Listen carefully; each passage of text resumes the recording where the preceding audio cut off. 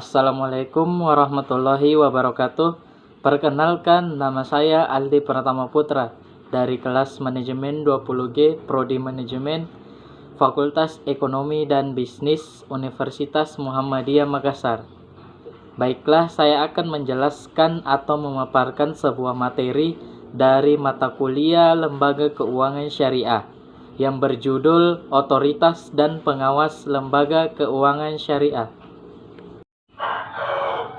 Baiklah, langsung saja kita masuk pada pembahasan materi tentang apa sih yang melatar belakangi lahirnya otoritas dan pengawas lembaga keuangan syariah.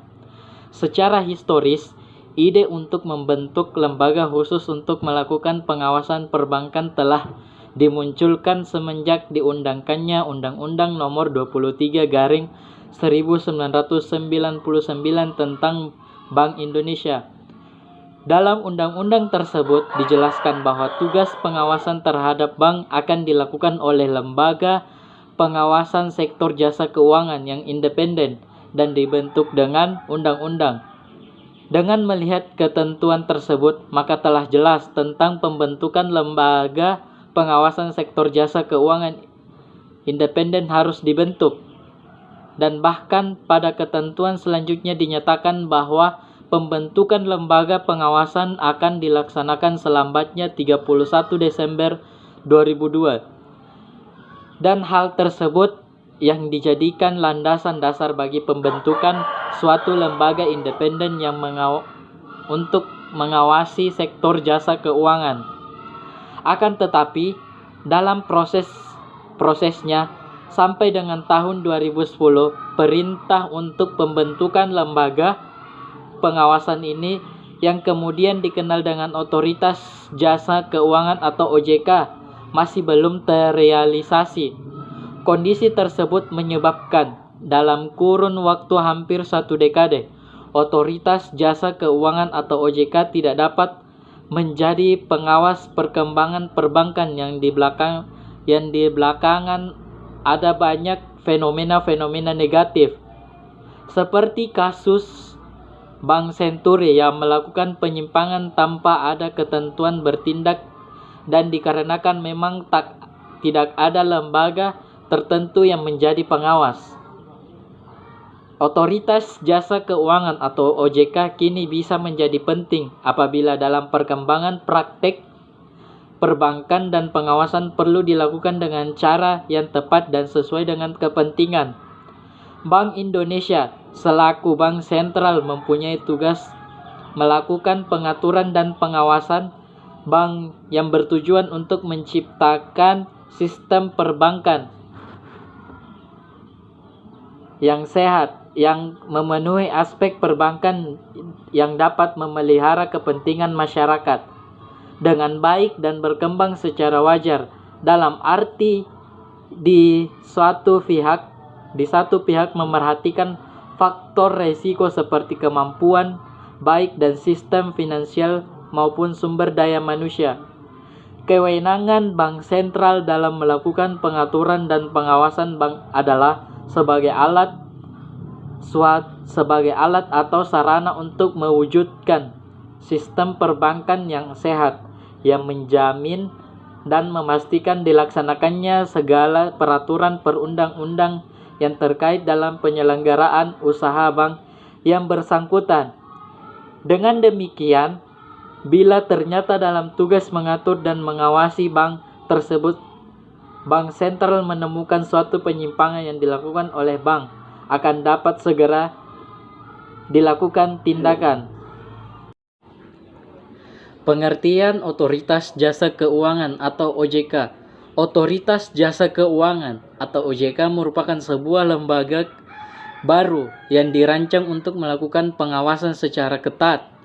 Lembaga keuangan seperti perbankan, pasar modal, reksadana, perusahaan pembiayaan, dana pensiun, dan asuransi.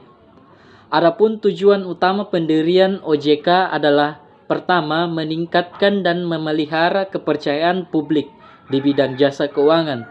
Kedua, menegakkan peraturan perundang-undangan di bidang jasa keuangan. Ketiga, meningkatkan pemahaman publik mengenai bidang jasa keuangan. Keempat, melindungi kepentingan konsumen jasa keuangan. Adapun sasaran akhirnya adalah agar krisis keuangan seperti yang terjadi pada tahun 1997 sampai 1998 yang lalu tidak terulang kembali. Menurut Undang-Undang Nomor 21 Tahun 2011 Bab 1 Pasal 1 Ayat 1, yang dimaksud dengan OJK adalah lembaga yang independen dan bebas dari campur tangan pihak lain yang mempunyai tugas, fungsi dan wewenang pengaturan, pengawasan, pemeriksaan, dan penyidikan sebagaimana dimaksud dalam undang-undang ini. Pada dasarnya, undang-undang mengenai OJK hanya mengatur mengenai pengorganisasian dan tata pelaksanaan kegiatan keuangan dari lembaga yang memiliki otoritas pengaturan dan pengawasan terhadap sektor jasa keuangan. Diharapkan dengan dibentuknya OJK ini dapat dicapai mekanisme koordinasi yang lebih efektif. Pembentukan status dan tempat kedudukan Otoritas Jasa Keuangan atau OJK. 1. Pasal 2. Dengan undang-undang ini dibentuk OJK. Poin B. OJK adalah lembaga yang independen dalam melaksanakan tugas dan wewenangnya, bebas dari campur tangan pihak lain, kecuali hal-hal yang secara tegas diatur dalam undang-undang ini. Pasal 3. Bagian A. OJK berkedudukan di Ibu Kota Negara Kesatuan Republik Indonesia. Bagian B. OJK dapat mempunyai kantor di dalam dan luar negeri dengan Kesatuan Republik Indonesia yang dibentuk sesuai dengan kebutuhan. Ada beberapa hal yang melatar belakangi lahirnya undang-undang ini. Selain pertimbangan undang-undang tentang Bank Indonesia sebagaimana telah beberapa kali diubah, yakni pertama, sistem keuangan dan seluruh kegiatan jasa keuangan yang menjalankan fungsi intermediasi bagi berbagai kegiatan produktif di dalam perekonomian nasional merupakan salah satu komponen penting dalam sistem perekonomian nasional.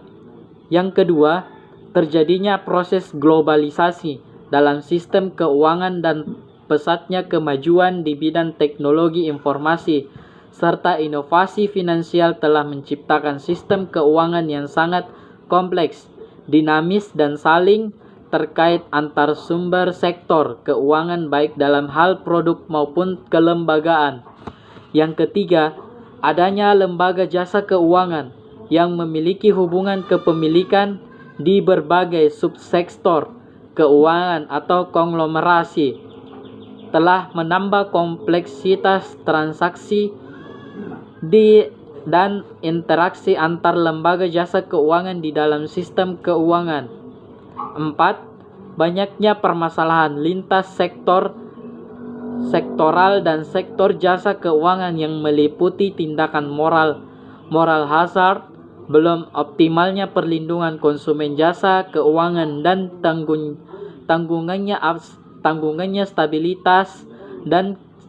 tanggungannya stabilitas sistem keuangan. Harapan penataan melalui Undang-Undang Nomor 21 tentang Otoritas Jasa Keuangan. Penataan dimaksud dilakukan agar dapat dicapai mekanisme koordinasi yang lebih efektif di dalam menangani permasalahan yang timbul dalam sistem keuangan sehingga dapat lebih menjamin tercapainya stabilitas sistem keuangan, agar pengaturan dan pengawasan terhadap keseluruhan kegiatan jasa keuangan tersebut harus dilakukan secara terintegrasi. Visi dan misi Otoritas Jasa Keuangan atau OJK. Yang pertama, visi. Visi Otoritas Jasa Keuangan atau OJK adalah menjadi lembaga pengawas industri jasa keuangan yang terpercaya, melindungi kepentingan konsumen dan masyarakat, dan mampu mewujudkan industri jasa keuangan menjadi pilar perekonomian nasional yang berdaya saing global serta dapat memajukan kesejahteraan umum. Misi Otoritas Jasa Keuangan atau OJK adalah poin A. Mewujudkan terselenggaranya seluruh kegiatan di dalam sektor jasa keuangan secara teratur, adil, transparan, dan akuntabel. Bagian B. Mewujudkan sistem keuangan yang tumbuh secara berkelanjutan dan stabil. Bagian C. Melindungi kepentingan konsumen dan masyarakat. D.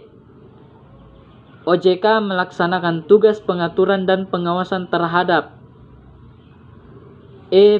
Kegiatan jasa keuangan di sektor perbankan, F. Kegiatan jasa keuangan di sektor pasar modal, dan G. Kegiatan jasa keuangan di sektor perasuransian, dana pensiun, lembaga pembiayaan, dan jasa keuangan lainnya.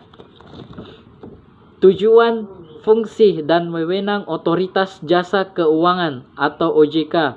Yang pertama, tujuan Otoritas Jasa Keuangan.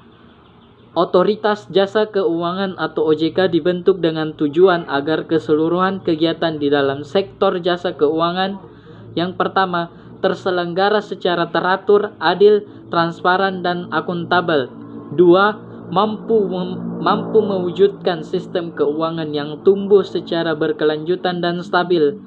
Dan yang ketiga, mampu melindungi kepentingan konsumen dan masyarakat. Fungsi Otoritas Jasa Keuangan. Yang pertama, mengawasi aturan main yang sudah dijalankan dari Forum Stabilitas Keuangan. 2. Menjaga stabilitas sistem keuangan. Ketiga, melakukan pengawasan non-bank dalam struktur yang sama seperti sekarang.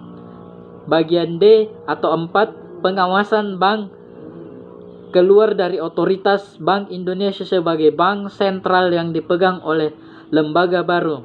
Yang ketiga, wewenang Otoritas Jasa Keuangan dalam melaksanakan tugas pengaturan OJK.